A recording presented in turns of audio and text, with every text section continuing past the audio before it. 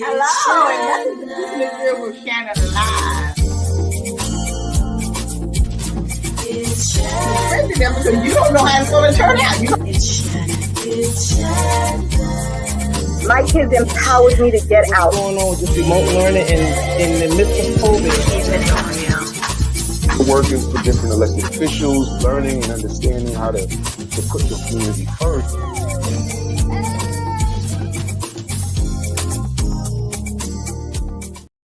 Hello, and welcome to Keeping It Real with Shannon. Thank you so much for joining us today. Well, hello there, ladies. How you doing? Hello.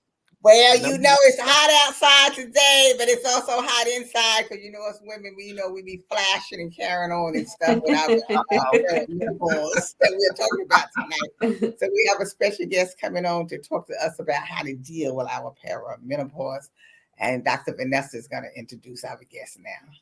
Absolutely. Our special guest tonight is Ms. Denise Martin Abrams. She's a dedicated entrepreneur, passionate advocate for women's health and empowerment, and she is the author of Perimenopause, the season no one prepared us for. Let's welcome my guest tonight, Ms. Denise Martin Abrams.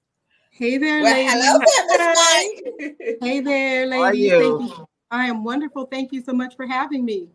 Well, thank you for coming on and talk to us about, our little hot flashes. It's 90 degrees outside now, but it still sometimes get hot inside. So thank you for coming. So let's just start off with, what is perimenopause?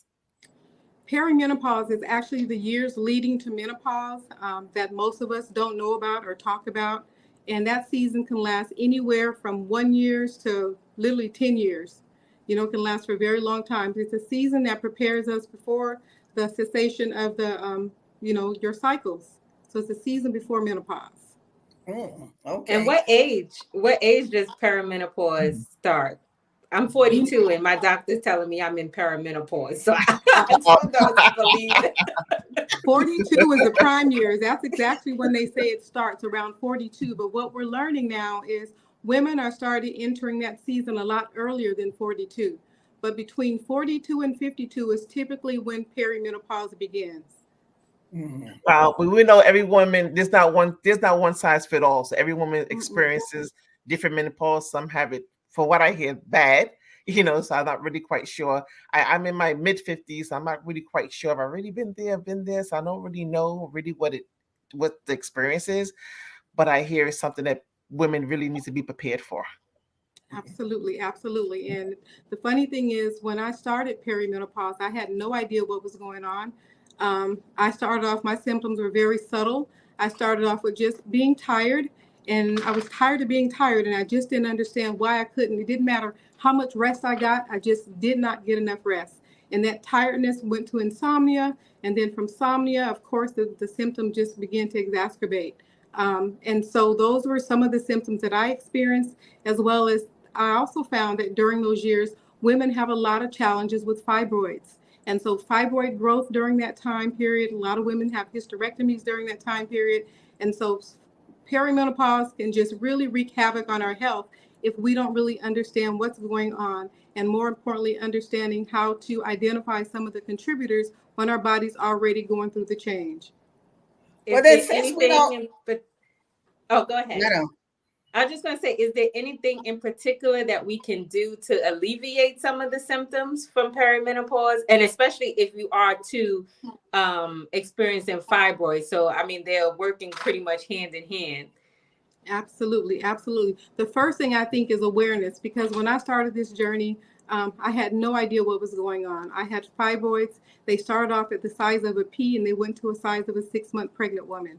I also had fibroids where I bled so heavily until I couldn't do anything. I literally couldn't even have a conversation with you because I lost so much blood until I was just weak. My body was weak. But the beautiful thing is the master upstairs always gave me divine wisdom on what to do. So I knew what to do. I knew that my body was losing a lot of iron and a lot of blood. So I knew that I needed to rest because I could not compete with any other activity because I needed to build new blood. And then I also needed to give my body what it was losing, the iron and the hemoglobin. So what I did is I ate a lot of kale, chard, spinach juice, yucky.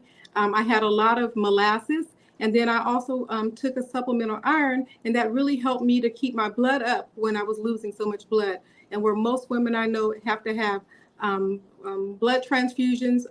They were shocked to see how strong my blood was because I knew to do those things. So to answer your question, yes, there's plenty of things that you can do to alleviate it. But I think the most important things, ladies, in this season is really helping us to identify what's going on. Because like I said, I had no idea that my chronic fatigue was related to hormones. I had no idea that my insomnia was related to hormones. I didn't know anything, even with the change of our body odor, related to hormones. So there were so many things that were related to hormones as our bodies begin to prepare for menopause. We start losing or converting estrogen and losing progesterone. And progesterone is our natural relaxation drug, whereas estrogen is our anxiety drug. So when you're losing a lot of progesterone, you can't rest. So to answer your question, what we can do? We can look at things that contribute to our already estrogen dominance. If our body's already producing too much estrogen and now we're adding extra estrogen to it, it only just kind of exacerbates our symptoms. So what we want to do is look at some of those, I call them triggers or identifiers that cause, they have what they call a xenoestrogenic effect, which those products mimic estrogen in our body. So for example, believe it or not, things that we think is good, like flax, all of us know flax is good for the heart and all of that, right? But flax is not good when you're going through perimenopause because it acts as estrogen in your body. Little subtle things like, believe it or not, our tampons and our pads, the chlorine from those things mimic estrogen in our body. So if we have our estrogen levels already in haywire, then what we want to do is try to minimize some of the things that we have control over that increases those estrogen levels, which causes those effects. So there's a whole host of things that we can do to minimize those things, from diet to exercise to the products that we're using. And I don't want to talk too much because I know you guys are going to have more questions, but hopefully I'm answering the question and I'm hitting on some of the important components that we really need to be aware of. And no, it's no problem. It's no problem you talking because what you were saying about the things that trigger, see, at least me, I wouldn't even think about that triggering menopause, the things that you name, because I mean, like when you get tired and you fatigue, you figure you're just tired and fatigued because you're working, you're staying up late, you're getting up early, you're busy doing a lot of things, so you just tire your body out. So how come the doctors can't tell us that if they know, so they don't even know when we going in menopause, when these things be happening? I've did so much research, ladies, on this topic, and it just surprises me that they're treating our symptoms as opposed to the cause, and the information is definitely there. So do they know? We know about the hot flashes and the night sweats. Those are the things that we usually identify with menopause, but no one tells us about all those other symptoms that are associated with the change. For example, the insomnia, the crying spells, the mood swing, the weight gain, even the, believe it or not, ladies, incontinence. A lot of times, they see these commercials about depends. Well, guess what? Because our urethral walls, estrogen has an effect on that, and so it's thinning out. So that's why when you cough and sneeze, there you got some urine leakage, because guess what? We're losing estrogen. And so yes, does doctors know about it, but are they treating us for it? What I found in my research, ladies, is they're treating the symptoms, and as a result, the way that they're treating the symptoms is only exacerbating and worsening the symptoms. Not only that, I researched all over the world, because once I identified that these were my triggers, and it took me years, so it's not something that I just woke up and did. It literally took me years to figure these things out. And then from there, I experimented with my own body. And I wanted to say, when I started feeling good, I'm like, okay, was this an accident or am I really feeling good? So I backslid and I went back to the things that I was doing, and lo and behold, I crashed. So then I'd start doing the things again, and guess what? I felt good. And then I backslid again, and I did it 3 times. And when I did it 3 times, I recognized, oh my freaking stars, if this is affecting me this way. And then I started looking at all the symptoms and the millions of women all over the world. I mean, I researched countries like Australia, China, Japan. I wanted to see if it was a global phenomena or if it was just in the United States. And I saw all over the world, women were suffering from the same symptoms. But what really hurt my heart, and why I'm so passionate about it, is because the number of women that lose their minds African American had the highest rate of nervous breakdowns during their 40s and 50s, and white women at the time had the highest rate of suicide. So I wanted to see if that was associated with what we were going through. And what I found is the ladies who were treated with medication and the ladies who had all the antidepressants and then they couldn't sleep, so they got the muscle relaxants. And now they got the hormonal headaches, so they taking pain pills and the narcotics. And now, all of these different medications that they're doing, guess what? 90% of all suicides were people treated with those drugs. And yeah, so but Denise, what I'm not cutting you off, but what I'm trying to understand is that, okay, now we already know, they already told us that when we get a certain age, just like, Tiffany say, oh, when you get in your 40s, they say, you're going to start menopause. So we already know in our heads, menopause is coming down the road. But before we get to that turn to go into that road, when we are feeling the things that you say we were feeling, but see, we wouldn't know that's menopause because when we know we're in menopause is when we start getting them hot flashes and you have to start stripping and taking off clothes and stuff, or sleeping naked in the bed at night because you're too hot with clothes on. That's when you know now you are starting to go into menopause. But before that, we wouldn't know that we going. But they don't talk about. They don't talk about. I think one of the things that people is too get up on these common denominators of what menopause is, and what happens that what I'm hearing is that there's other contributory factors that are contributing to it, but people don't understand. They don't see the causation of it, right? And then when you look at these products, these things and products, they are hormone disruptors, right? Endocrine disruptors, and these are things that are contributory. So when you have an ongoing effect, you have all these things coming. It's putting people in a different state of mind for suicide, other illnesses, other conditions, and this is the situation. So when we talk about, but that's what I'm saying. So you wouldn't know. You wouldn't know that that's causing you to go into menopause. Yes, but it's the awareness. Right? It's the awareness. It's not the medication. It's the awareness. So when I didn't go through I didn't have any hot flashes, all these things I hear women go through, but this the awareness of things that could be contributory factors. And this is what is but the doctor is not telling us these things. No. I mean, they're not even telling us about. That's what I'm saying. You keep saying contributory factors. We know that, but then how would you know that's the word menopause? That's what we said. And that's exactly what Dr. Vanessa was saying. Absolutely, what Dr. Vanessa is saying is absolutely correct. It's about awareness. I had no clue. I didn't even know what the word perimenopause was. I had no clue, And so as I began to research it and I found perimenopause and I saw that it's the season leading to menopause and it can last 10 years. And then all these symptoms are associated with high levels of estrogen. What is it called? Low levels of estrogen. What does it cause? There's symptoms that's associated with the different hormones that we have. And as I began to embark upon, oh my gosh, that's why I can't sleep. That's why I have chronic fatigue and I have anxiety. My estrogen levels are high. That's why I can't sleep. Not cut you off, Denise. We're going to take a break, but we're going to come back. Let's come back and talk about how we're going to handle the menopause now that we're in that phase.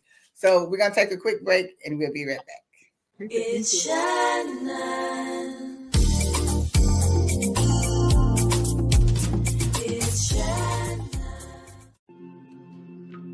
When I was growing up, my mom was extremely tidy.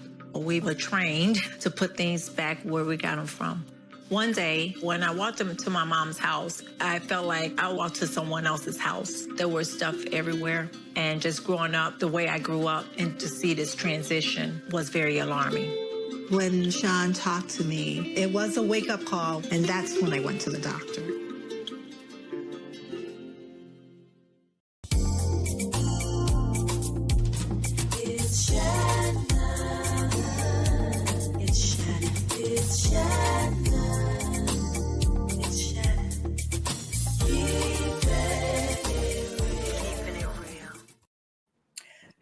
If you're just joining us today, we're talking about menopause. So before we went to break, now we want to come back and talk about, okay, now we're in menopause. What do we do and how we can handle ourselves to get through this awful journey? So Denise, before we went to break, I want to talk about now, okay, we're in the menopause stage. So now we know what's going on. We're having our little hot flashes. We can't, have a lot of heat. Okay, so what are some of the things that we can do to help, get us through this journey. Yes. Yes. It's a journey. It's a journey. Absolutely.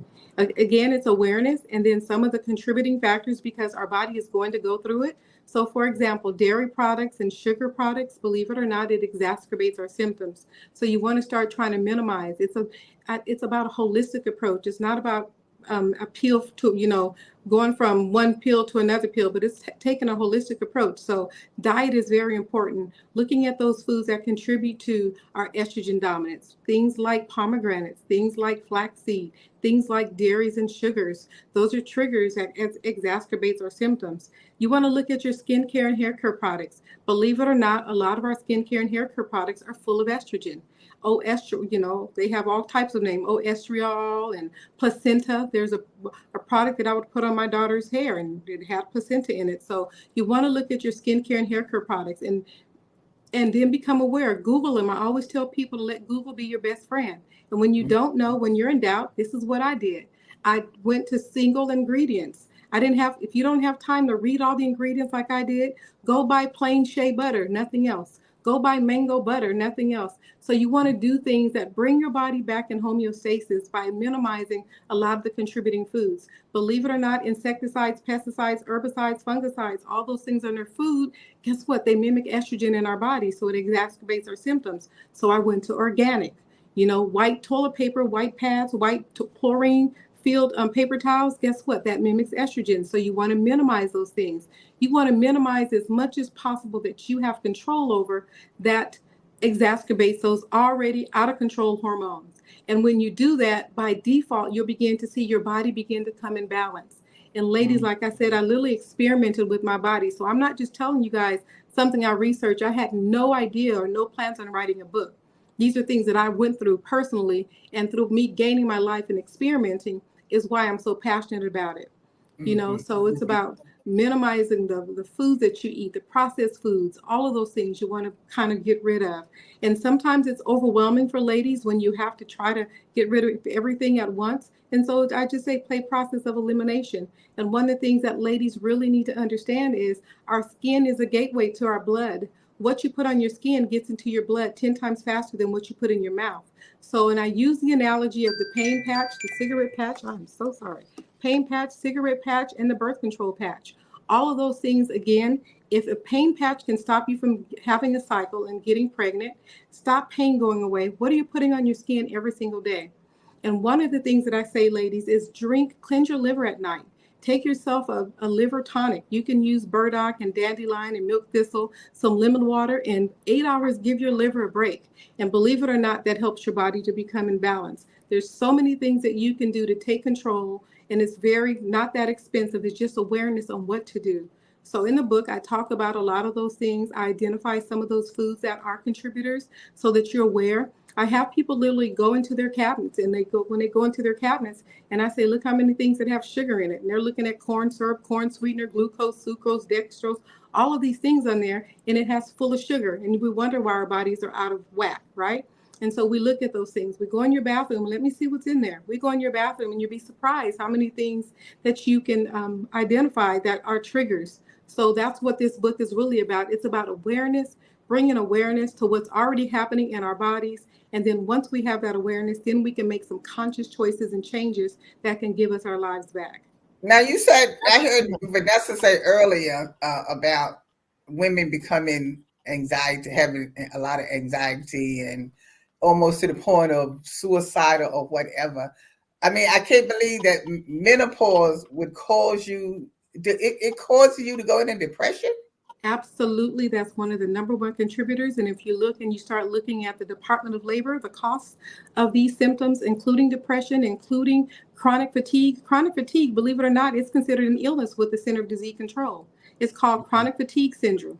And it can last up to if they say it lasts over 6 months, accompanied by another symptom, then it's considered a diagnosis. It used to be called the yuppie flu. But yes, depression, anxiety, chronic fatigue, insomnia, mood swings, all of those things are contributed by hormones. Remember, hormones, we know them to be responsible for the female characteristics, but the hormones also influence behavior. Yes. So I know behavior. mood swings. I know mood swings because I mean, I remember when I used to have the mood swings like that because I don't know, it's like you just sometimes just didn't want to be bothered or whatever, you know, but not to the point.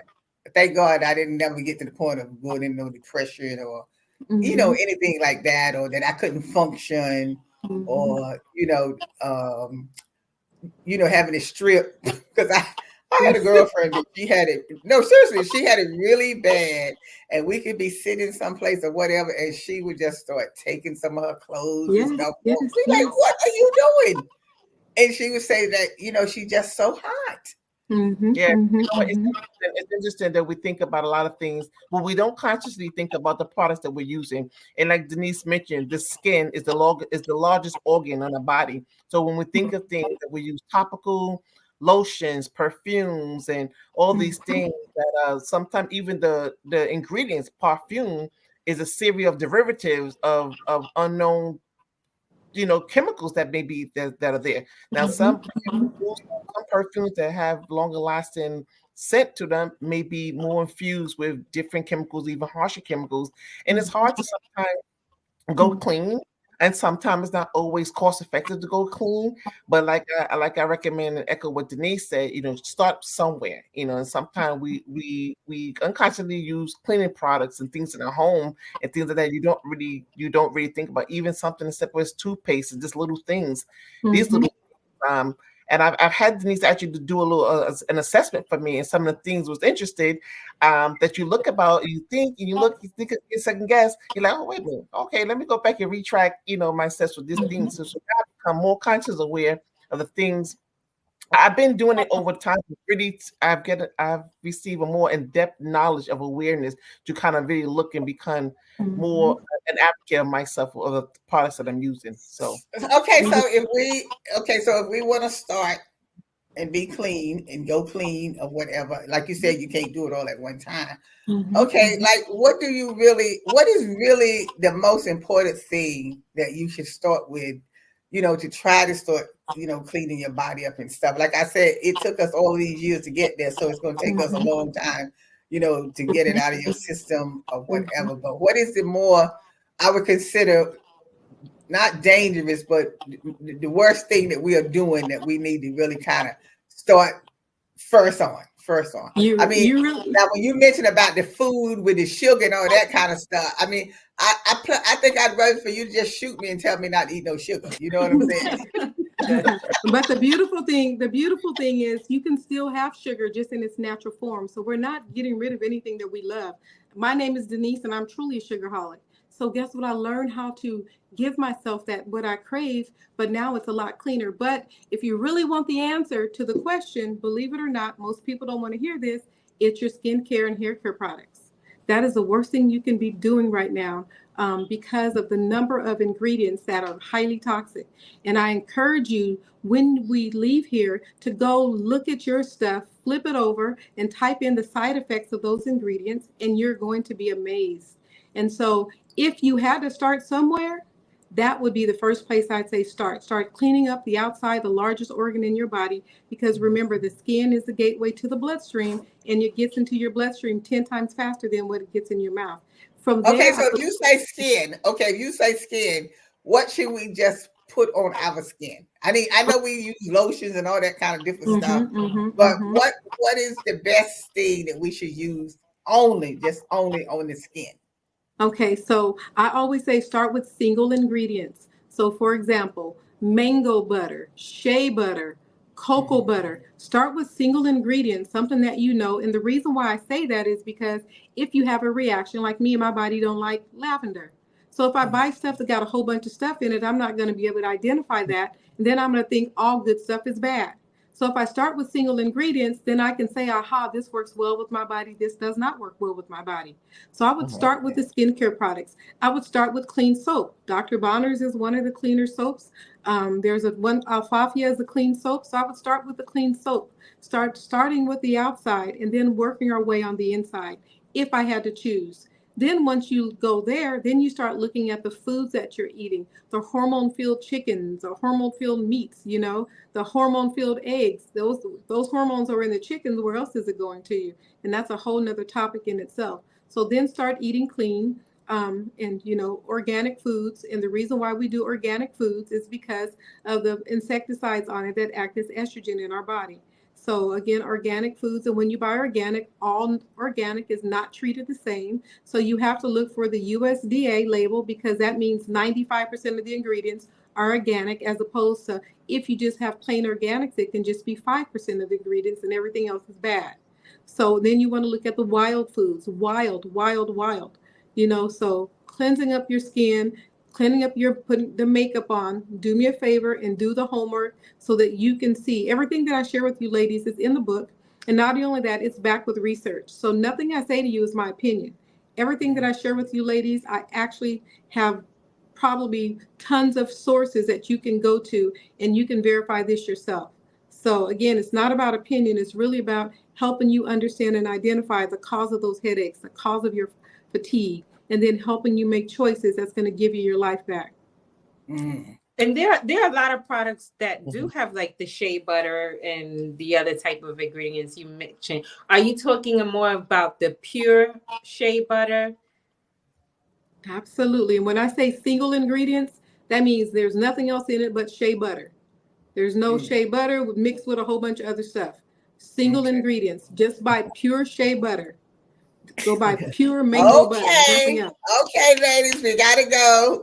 Our time is up. So thank you so much, Denise, for coming on, at least putting us on the right track of what we're supposed to be doing. So at least we know now what causes us when we start getting into it, and now give us some ideas of what we need to start doing and taking care of our skin and stuff like that. So thank you so much. And, maybe we'll come back again and we'll do a part 2 on it, because there's so much to talk about with this and so many things that happen to different women. You can't talk about it all in one time. So we just want to thank everybody for joining us today. Remember, you can see us every Saturday at 5:30 on Brick and 2:30 on Manhattan Neighborhood. Meet us here every Tuesday at 8 o'clock sharp p.m. Okay. As always, we'll see you next time. Today's show is sponsored by Abu's Bakery. If you have a sweet tooth, stop by Abu's Bakery for some delicious cakes and pies. Would you like beautiful pictures for your home or your office? Then stop by Faith Art Gallery. They have a large selection of pictures from around the world. It's Shannon.